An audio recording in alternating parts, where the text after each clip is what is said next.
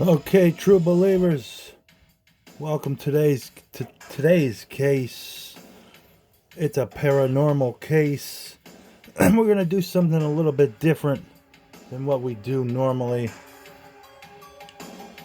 First of all, let me thank my buddy Brandon for turning me on to this man, and he's gonna tell you about a paranormal phenomenon called UFOs. And I am not a UFO expert, so I'm gonna give the mic over to this man right here, Dave Paulides, the missing 411, the UFO connection.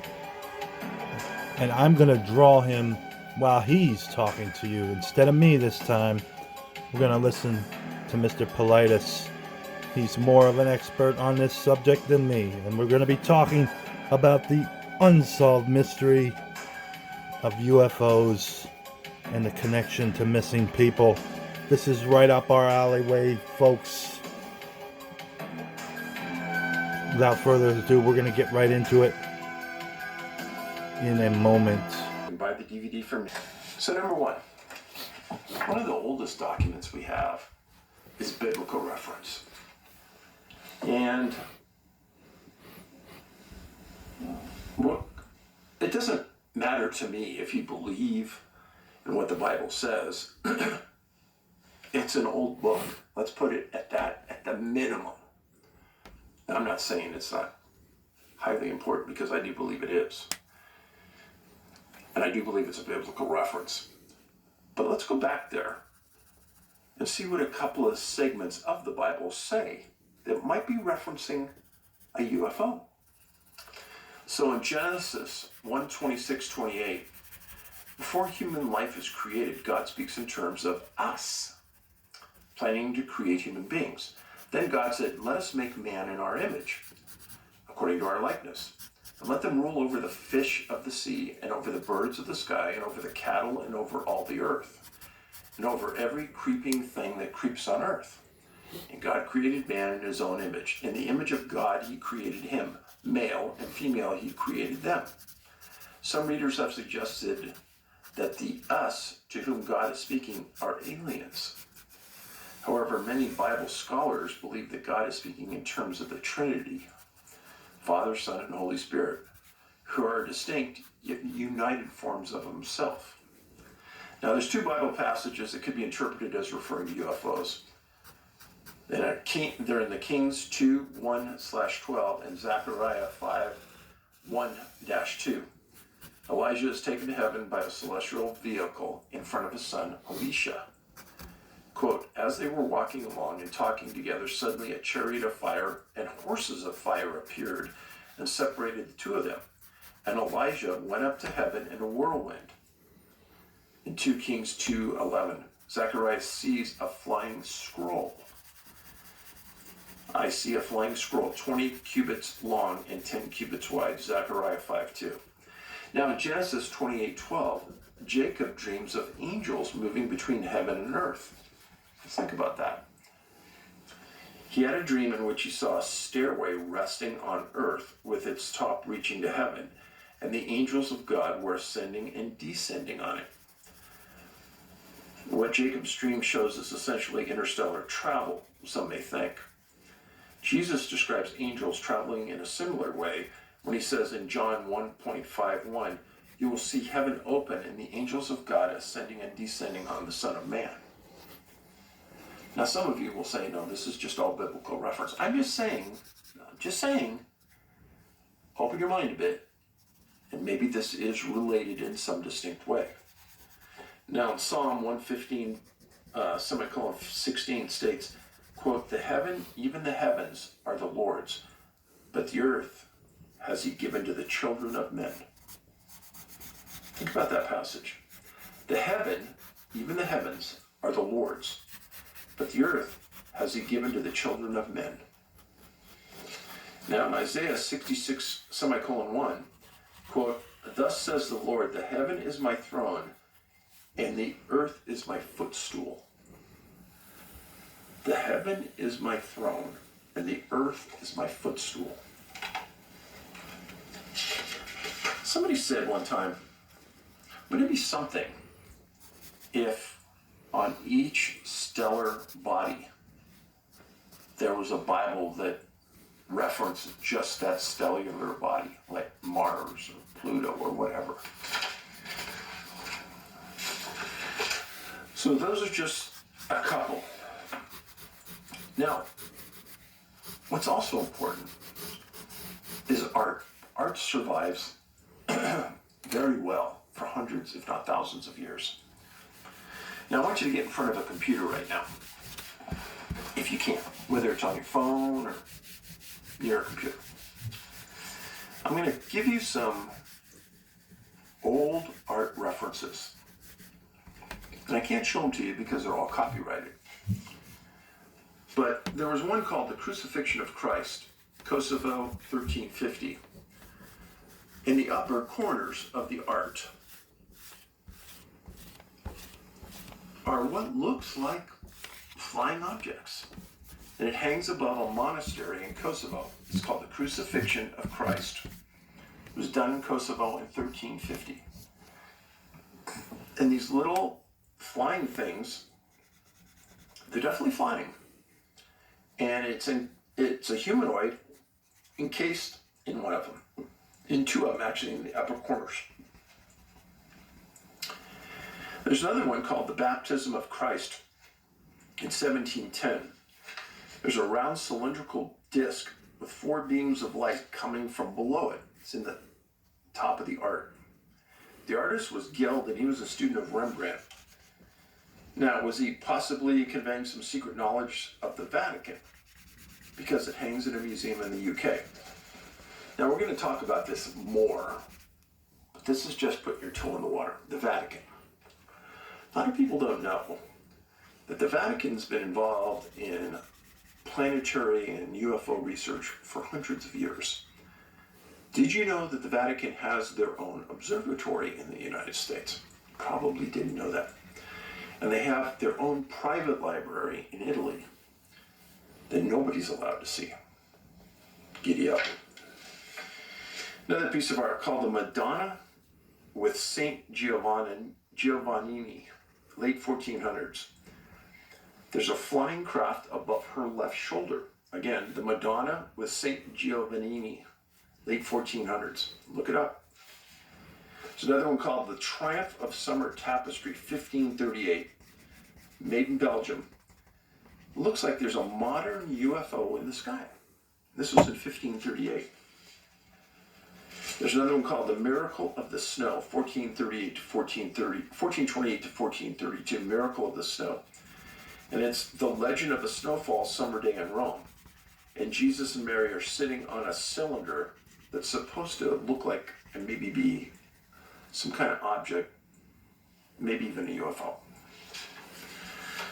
And the last one is called The Crucifixion of Christ fresco. It's in the cathedral in Mount Skahita in the country of Georgia. There's a flying object on each side of the cross. Crucifixion of Christ fresco. Look those up.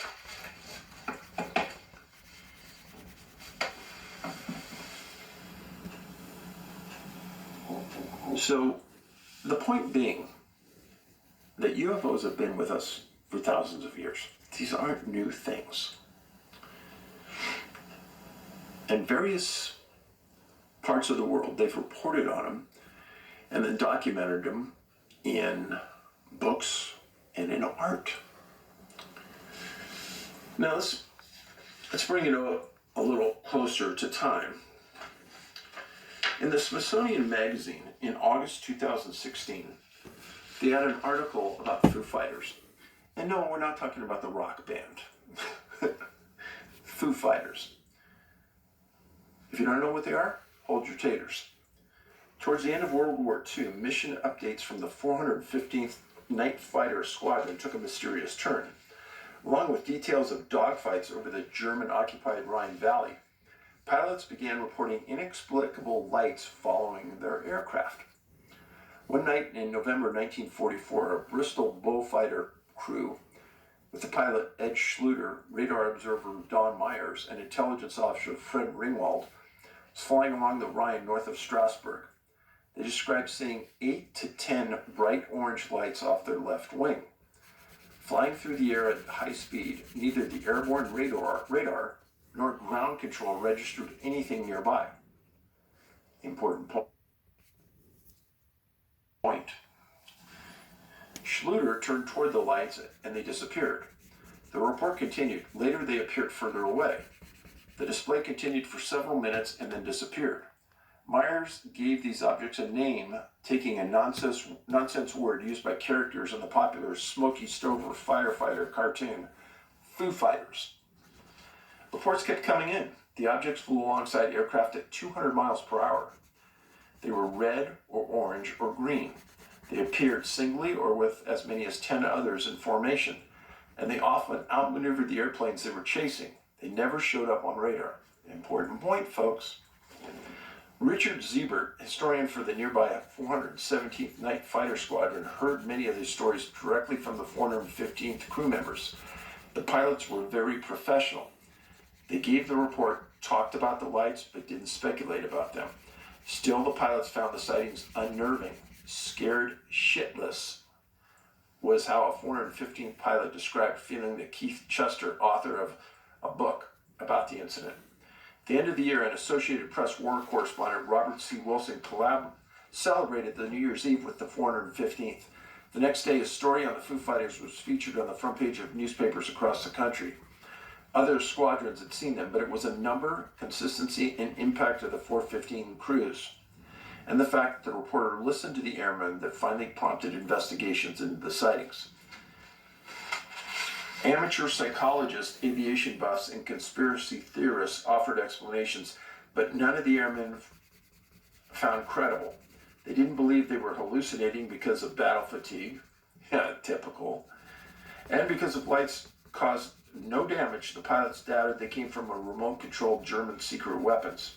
St. Elmo's fire, a discharge of light from sharp objects in electrical fields, seemed unlikely since the Foo Fighters exhibited such extreme maneuverability. This is important, folks. This is very important. Because pilots are considered, what's the right word for this? Trained observers. They know what's in the sky. They know how to report on it. Now, in 1944, 1945, when we were at war with the Germans, it's interesting to me that this advanced form of flying object was associated with our battle in Germany. One article, balls of fire startle U.S. flyers over Reich. The United States fighter base in France. The Nazis have thrown something new into the night skies over Germany. The weird, mysterious Foo Fighter, balls of fire which race alongside the wings of American flyers. Next article, Foo Fighters have microscopic doubles. Glowing balls may be small balloons flying in fields of highly charged electricity. This is how ridiculous it got. The mysterious glowing balls that appear alongside American planes over Germany and accompany the flyers for long distances.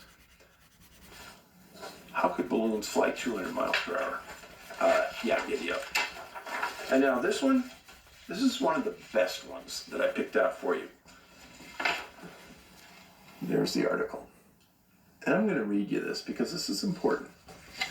And if you've been with me and you watch my missing persons videos, you watch my Bigfoot classes, and you've seen the video I made about a UFO up here in Montana, listen to this. The Nazis have thrown something new into the night skies over Germany. The weird, mysterious Foo Fighter balls of fire which race alongside the American fighter pilots. U.S. pilots have been encountering the eerie Foo Fighters for more than a month in their night flights. Interesting, night flights. Not one apparently knows what the sky weapon is. The balls of fire appear suddenly and accompany the plane for miles. They appear to be radio controlled. They fly 300 miles an hour, and official intelligence reports reveal. Now listen to this. There are 3 kinds of these lights we call Foo Fighters, said Lieutenant Donald Myers of Chicago. One is red balls of fire, which appear off our wingtips and fly along with us. The second is a vertical row of 3 balls of fire, which fly in front of us.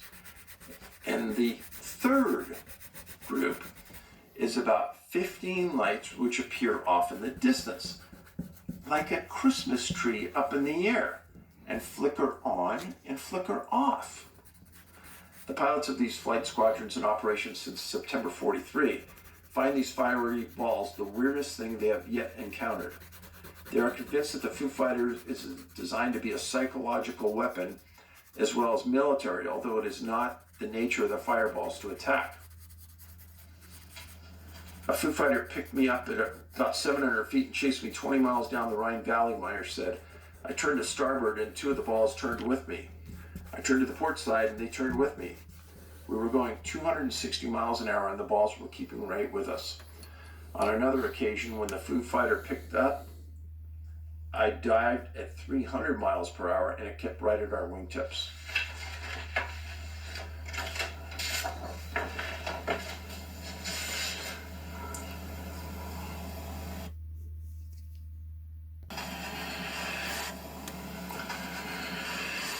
Now, why did I even tell you this?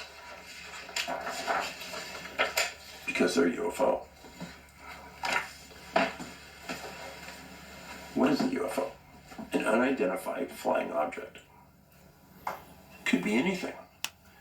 You could be standing on your front porch and look out and see a light go across your sky and say, I don't know what that is. Looks odd. Well, by definition, it's an unidentified flying object. It may be a plane, but you can't identify it.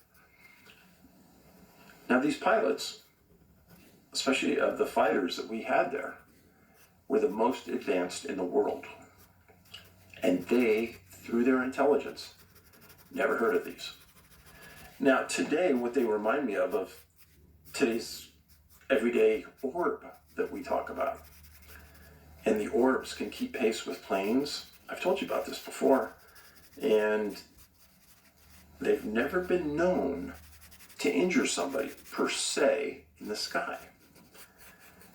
Now, there have been planes that went after these UFOs. They didn't come back, or they weren't found.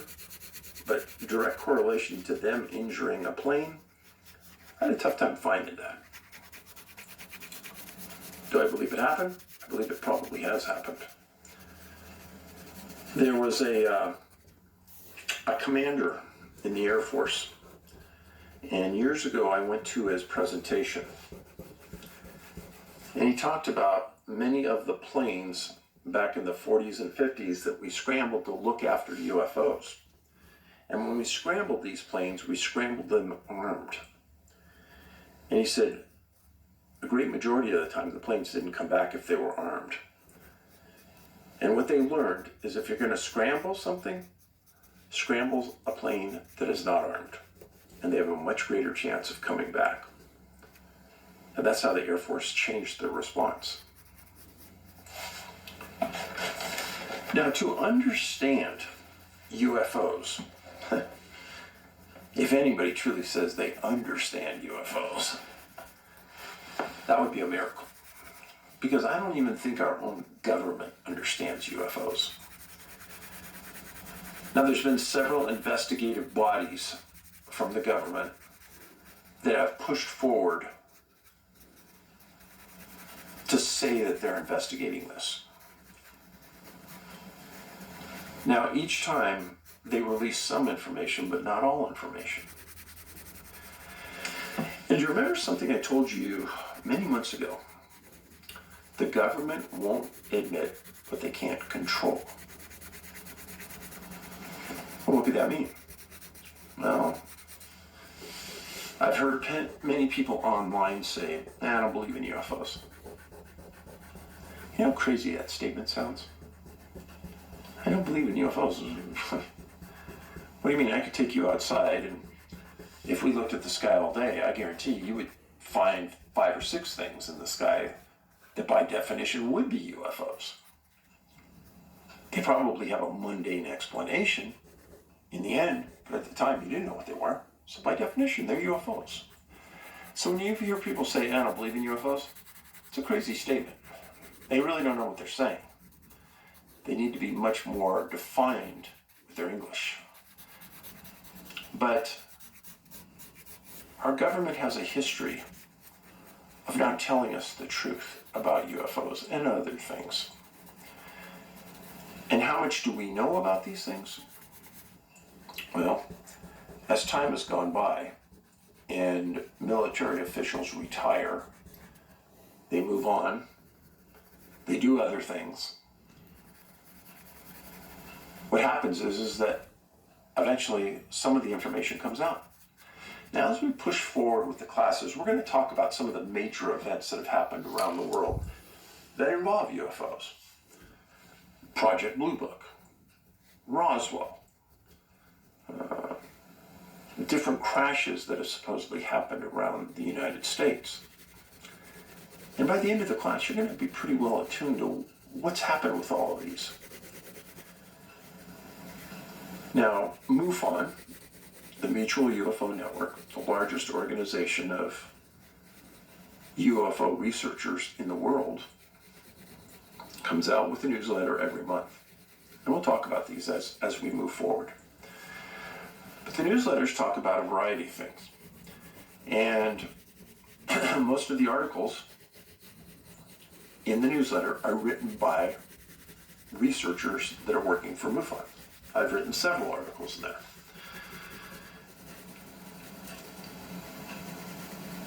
Now, you have to go through a class, then you have to take a test to be a MUFON investigator.